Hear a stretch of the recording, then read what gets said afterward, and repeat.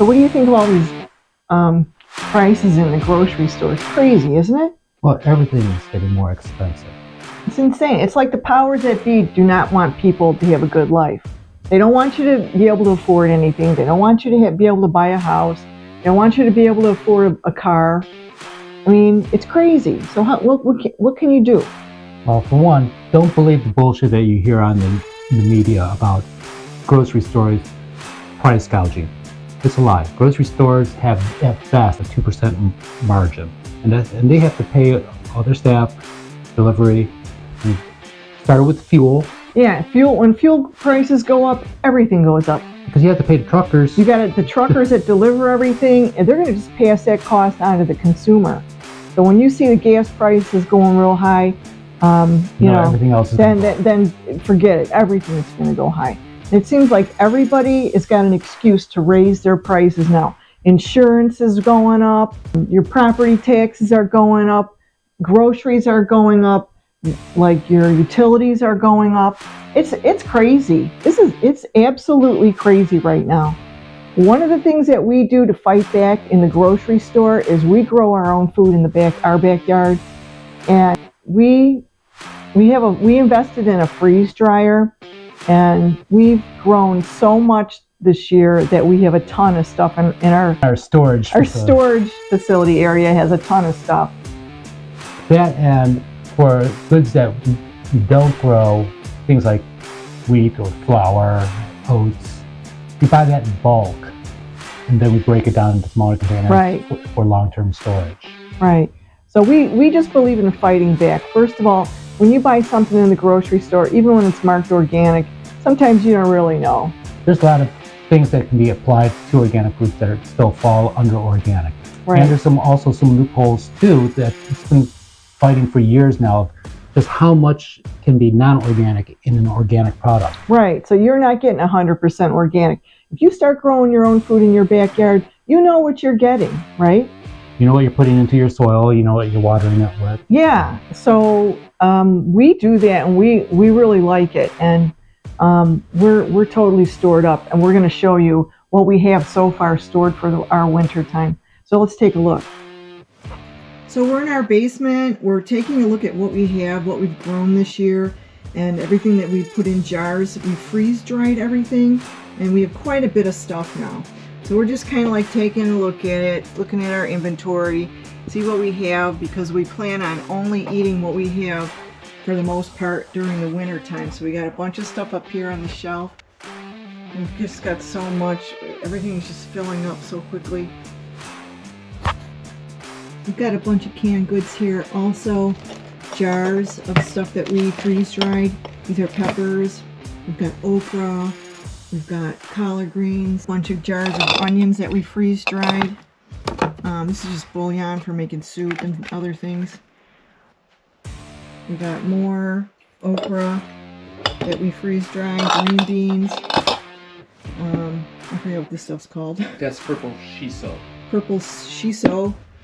It's used for making Japanese pickles, peas, and things like that. Over here on our shelf, our storage shelf, we've got, this is all the tomatoes that we freeze dried this year. And as you can see, it's just, it goes way back. You see all the tomatoes. So we're pretty much set for tomatoes for the winter. Also down here, we've got collard greens. We've got a ton of collard greens. And more to go. And more to go. We haven't finished harvesting them yet. They're still going. So that whole shelf is full of collard greens and the stems. Down here we got fruit. Some jarred fruit. Zucchini. We got zucchini. And here's a bunch of blueberries, raspberries, cherries. When we feel like having that. Underneath here is a whole box of potato flakes. Same like this. And so we're pretty much set when it comes to potatoes. Down here, another whole box of potato flakes. We've got grits that we've put in packages. We got bread, flour, and I don't know, oats. So we got a whole big box of that down here. We got more potato flakes. Regular potatoes, we still got a bunch of them in here. The freeze dryer is a bit of an initial investment, Expensive, but It is expensive, but you have to make cuts in other areas of your life if you want to afford to buy one. And you could just get a small one. You don't have to get the larger size or the medium. And, don't buy clothes as much as you normally do. Don't go out to eat as much. Save money and buy one because it's a great investment. We just love it. And it makes a difference with us being able to, because canning is a little bit difficult. We prefer the freeze dryer to canning. I mean, hands down, it's just easier to it's easy freeze dry. prep. You get it all set up, let it do its thing. It's about anywhere from 18 to 30 some odd hours, depending on what you're putting through it, and then processing the final batch. That's one of the ways that we are like trying to fight this inflation, and it just seems really crazy what's going on right now. You can't afford anything right now. There's a lot of talk too about food waste. We don't waste food. We cook proportionately.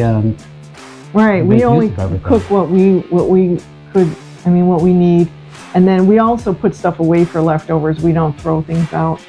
And another thing too that the freeze dryer is really good with is that people who do make big batches of food at a time, because there's some things that you just have to make a lot for the recipe.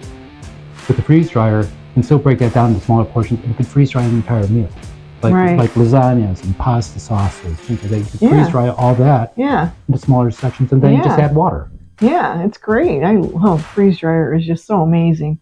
We just encourage everybody to, if you can't afford it, just get one and start growing your own food and start getting ready. I mean, it's a little late in the season now to start thinking of growing, but think about for next year. Go take a look in your backyard and see where you can put a raised bed, where you can put some pots, and just get ready for next year. Start planning it out, because this situation in a grocery store is crazy. Not only is everything so expensive, but you don't know, with pesticides and all the kind of stuff they're putting on our food, that you just don't know what you're getting. I mean, really. So it's better just to grow your own. You save a ton of money, and it's just healthier for you. And it's healthier for your family and your children too.